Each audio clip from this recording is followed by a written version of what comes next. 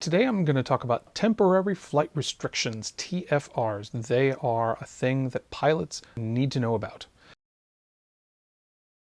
They are bubbles of airspace that mostly general aviation pilots are just not allowed to fly in, or sometimes you can fly in them, but you have to talk to air traffic control first and they have to let you through.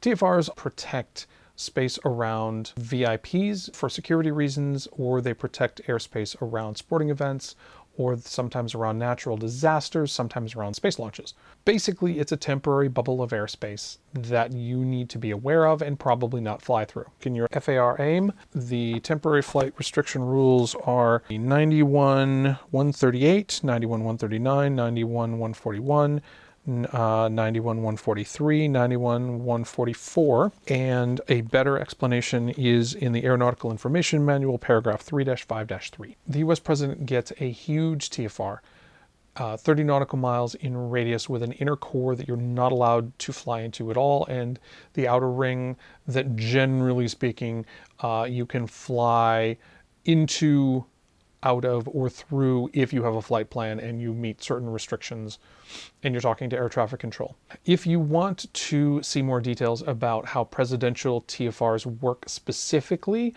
take the training on the Washington, D.C. Air Defense Identification Zone, which is basically a permanent presidential TFR. The US president is on the ground. There will be a 30-mile airspace bubble around him, and any airport where the president is out on the ground will actually be completely shut down. No movement on the surface, no vehicles, no people while the president is moving. And then while the president is generally in the area, the airport where the presidential airplane is will be allowed to have commercial flights, generally not GA traffic. I read somewhere the president designates one location as his sort of home base. That's where he will go more often than any other. So the 45th president designated the Mar-a-Lago resort on the eastern coast of Florida. The U.S. Secret Service and the FAA came up with a standard plan for when he was in residence there for how to direct the air traffic. And I managed to run across the briefing that the U.S. Secret Service and the FAA gave to local law enforcement, local pilots, local air traffic control, so that they kind of understood what was going on. The TFR inner core is a 10 nautical mile radius. You basically can't fly there. The outer ring from 10 to 30 nautical miles, you can fly with restrictions. The tricky bit about MaraLago itself is that the resort, the place that the president was going to be staying, is directly off of the main runway for Palm Beach International Airport, which is the local airport serving that area. So normally airplanes will be taking off and landing right over the top of what would be the presidential residence. The Secret Service and the FAA came up with this plan, so there would be a 1 nautical mile bubble around the presidential residence here, and then the air traffic while the president was in residence would be directed around that bubble. Departures, for example, going off of runway 10, which has a heading of 100, would either have to turn left by at least 30 degrees or right by 40 degrees immediately upon takeoff. Everything has to either make a sharp left turn or a sharp right turn, taking off going eastbound.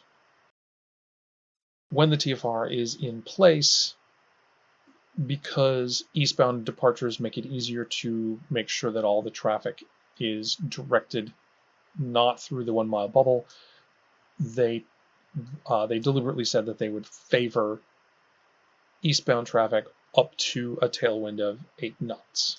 So there was actually a presidential TFR around Mar-a-Lago in Florida, according to these rules, that ended at noon on January 20th when the presidential term transitioned to the 46th president. This video is showing some of the radar tracks, the beginning of a TFR that then abruptly ends and becomes not a TFR again.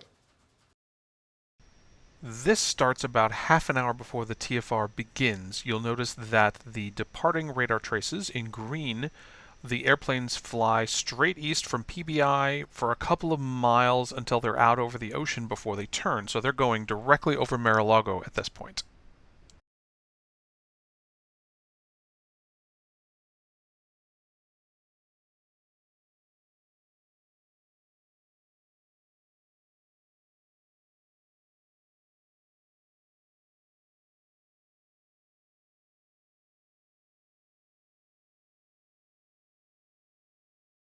Checking in on the TFR, it's 12 minutes until it starts. This Cessna 182 was planning to fly to Palm Beach International. However, as you'll see, it instead diverts to North Palm Beach Airport to wait out the TFR.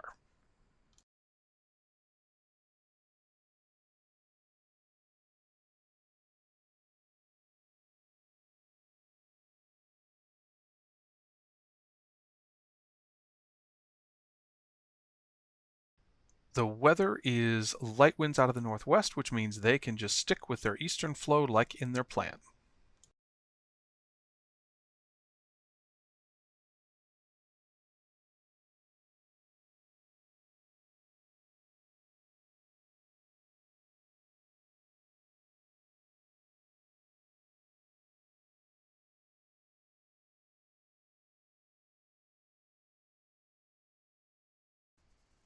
So here's 12 minutes of basically nothing coming into PBI, which is presumably when Air Force One, which of course is concealed from this website, flies in and the president gets out and gets on his way.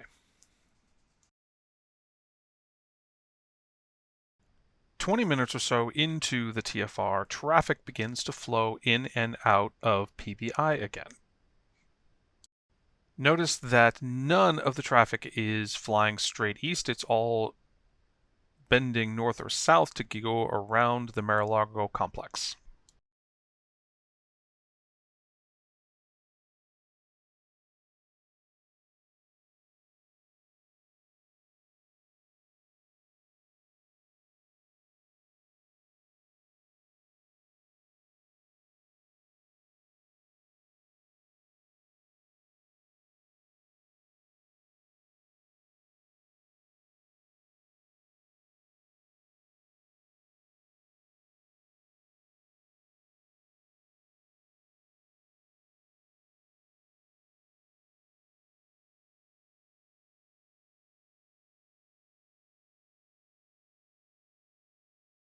Notice the airplane that's flying sort of a racetrack oval over on the west side of PBI.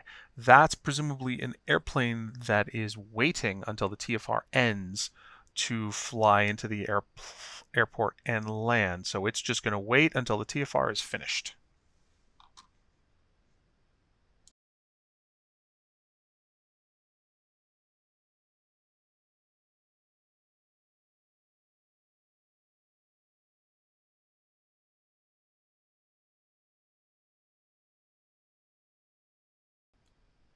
A ways north of the Palm Beach area, there's a bunch of other airplanes that are also in holding patterns waiting for the TFR to finish.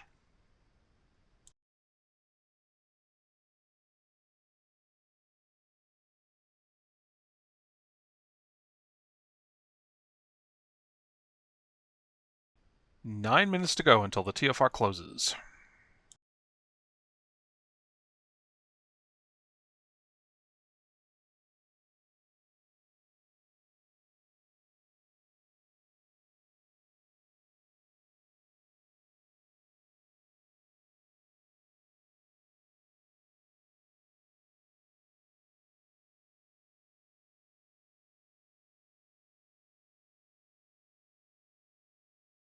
I missed recording the exact moment, but the TFR is closed.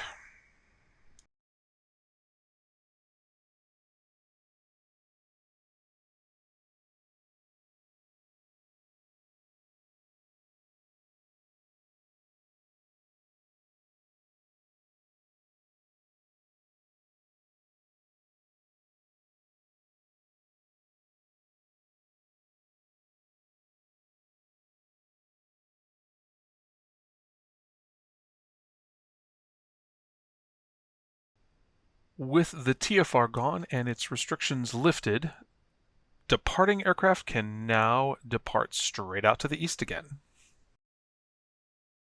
I would like to thank FlightAware and SkyVector for gracious permission to use footage from their websites for this video. They are great tools for you as a pilot. I will put links to them in the description if you don't already use them.